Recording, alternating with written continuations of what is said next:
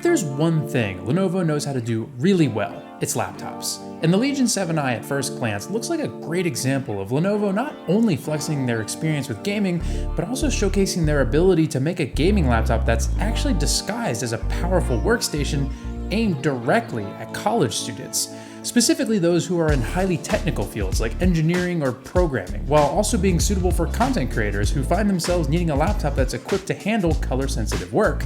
Usually, you'd have to choose between gaming and work because most gaming laptops aren't designed with anything but gaming in mind, and Ultrabooks aren't designed with anything but productivity in mind. But can the 7i actually manage to do both?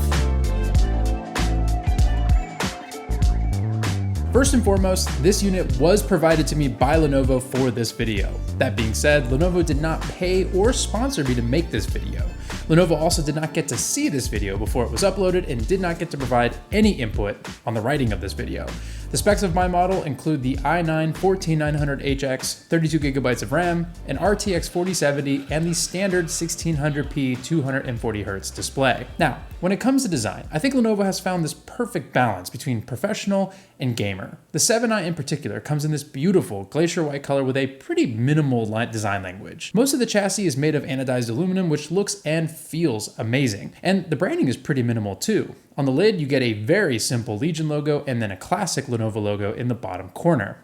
One thing I love about the lid is this small notch that extends out to make opening the laptop super easy to do with one hand. You'll also notice it's got these flat brushed aluminum rails around the edges, which houses all the I/O, which includes two USB-A 3.2 ports, two USB-C 3.2 ports, one Thunderbolt 4 port, a basic UHS-1 SD card reader, which is a total miss for creatives, so Lenovo, please change this to be UHS-2 in the future. You get a headphone jack, and then you have a webcam e-shutter switch that'll disable the camera when not in use. All right, so this is the webcam on the Legion 7i. I imagine it sounds just like a laptop would sound, probably plenty good for school. You can see a little bit of the screen wobble, so if you're on a desk or something in the library or, in a class somewhere or in an office or whatever the case is, you bump into the laptop, it does wiggle a little bit. But otherwise, I think obviously I've got decent lighting going on. I think it's a super average webcam. It's not going to knock your socks off. Then around back, you get your HDMI 2.1 port and then your proprietary Lenovo power port, which, in case you were wondering, comes with a 230 watt power brick, which will charge the laptop from 270% in just about 30 minutes. And trust me, you'll need it because battery life on the 7i is super average. But more on that in a bit. The inside of the 7i uses the same materials along with a crisp white keyboard, which is excellent for typing and gaming. Lenovo, in my opinion, has some of the best keyboards in laptops, hands down. I'd actually argue it's as good as a MacBook keyboard when it comes to travel and feedback. You also get a full-size numpad, which I'm personally not a fan of, but in the case for students, I can understand why Lenovo continues to include them. This, however, means the speakers are on the bottom and sound like garbage unless you tune them in the Nahimic app, and even then, they, at best, just sound muffled. Death Star gets blown to pieces and the law is distracted by a rebellion that won't quit. It's an opportunity to make millions. But personally, I'd remove the numpad for bigger and better speakers, but that's just me. One thing I do like is that you get full-size arrow keys instead of those half-sized ones you find on other laptops. The keyboard also has a full function row with media keys and a handful of well-designed hotkeys that let you quickly do things like change the screen refresh rate, power modes, keyboard lighting, and rear I/O lighting. This is also one of the first laptops I've seen with a dedicated Microsoft Copilot key, which can be a godsend for those last-minute assignments you procrastinated on, or if you're like me, a great place to ask questions about the game you're playing, almost like a personalized guide. Above the keyboard is the power button, which doubles as a fingerprint reader for Windows Hello, as well as changes color depending on which power mode you're in. Below the keyboard is what I'd consider an okay trackpad. It doesn't click uniformly, and it gets progressively harder to click the further up the trackpad you get. Very reminiscent of a traditional gaming laptop trackpad. This can lead to some pretty inconsistent feedback, especially if you have smaller hands and struggle to reach the bottom of the trackpad where it's a bit easier to click. The surface of the trackpad is nice, I just wish it was a bit bigger. I'd love to see Lenovo supersize this trackpad and maybe invest in a haptic feedback model, much like you'd find on a MacBook, or at the very least, one that clicks more uniformly across the entire surface. Although, One strange thing I do like is the small gap between the trackpad and the spacebar. It's a great spot to rest your fingers while using the trackpad, something I found lacking on a lot of laptops and often overlooked, especially when you plan to use it for hours on end. Then of course you've got the 16-inch 2560 by 1600 240Hz display. This one is probably going to be a deal breaker for some of you because unfortunately it's not OLED or mini LED. It's just a plain old LCD IPS display. And that's not a bad thing. It does support HDR400 and comes color calibrated out of the box and even includes the X-Rite Color Assist software, which gives you the ability to tune the display for DCI-P3, sRGB, and even Rec 709, which is huge for video creators as we often correct our footage using the Rec 709 format.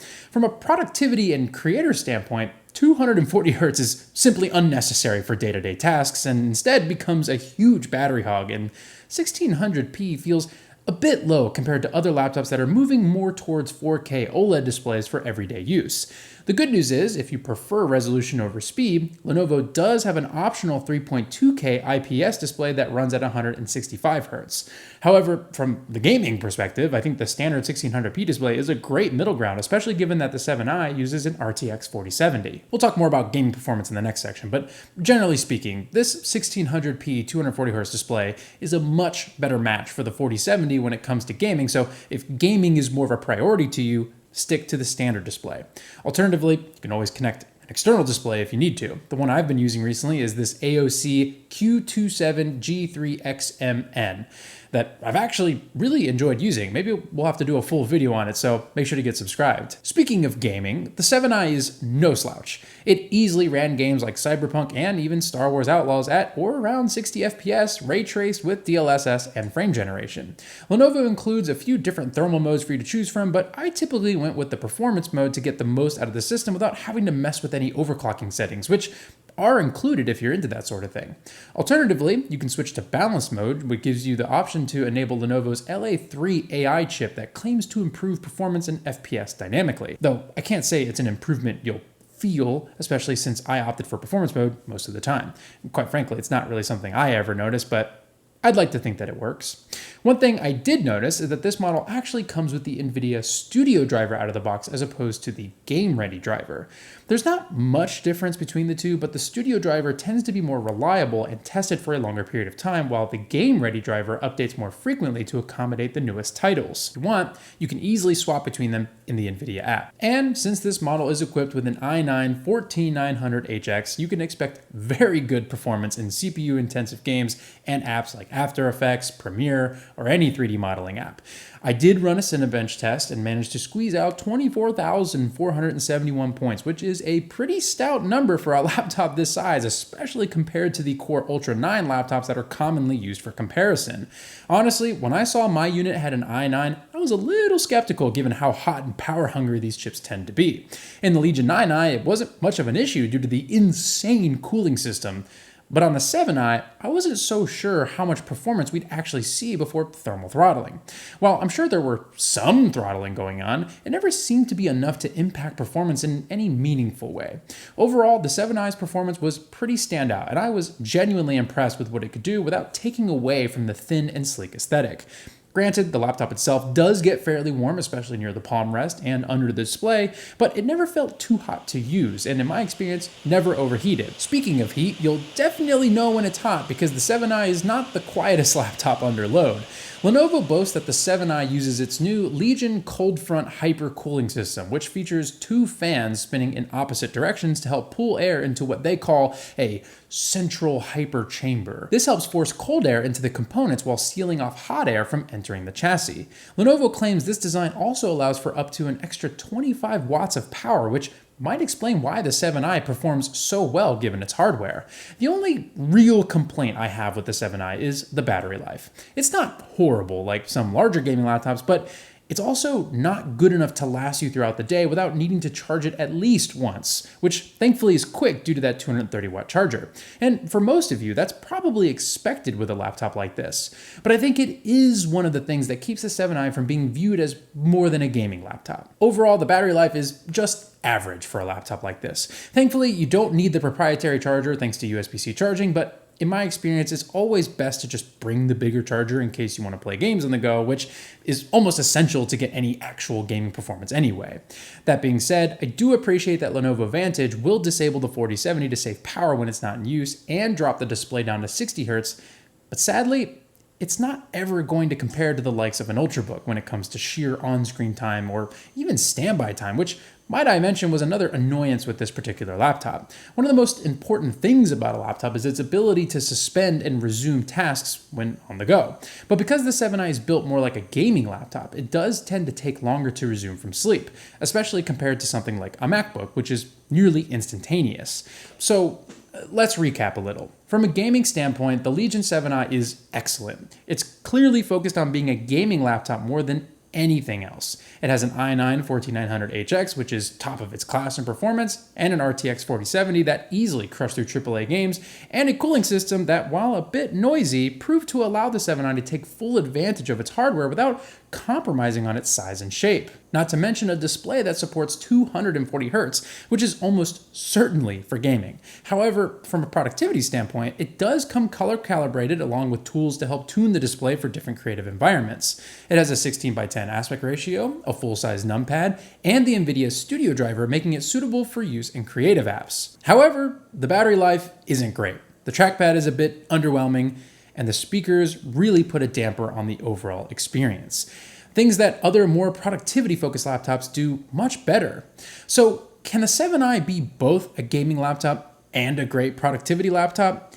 Based on my experience with it for the past 3 months, I'd say yes. Though it still heavily leans more into gaming, the 7i is a great choice for someone who overall just wants a really powerful laptop that isn't going to completely sacrifice on productivity. I think this makes it a great choice for college students looking for a machine that can handle their heavy workloads while also providing a great gaming experience for very little compromise. It's also not too expensive. The model I have here goes for about $2,000, which is still an expensive laptop, but is likely one that will last you all through college, not to mention one of the cheapest in its class. It's also one of the cleanest looking laptops out there with one of the best keyboards on a laptop. If you ask me, I think the 7i is a great choice even when compared to laptops like the Zephyrus G16 and the Razer Blade 16, which both start at over $2,500 and in some cases perform worse than the 7i. But let me know what you think. Are you a student in college? And if so, what do you look for in a laptop? And if you enjoyed this video, make sure to hit the like button and get subscribed, as well as join our Discord for a chance to win a Legion 7i just like this one. But that's going to be it for this video. I'll see you guys in the next one. Peace.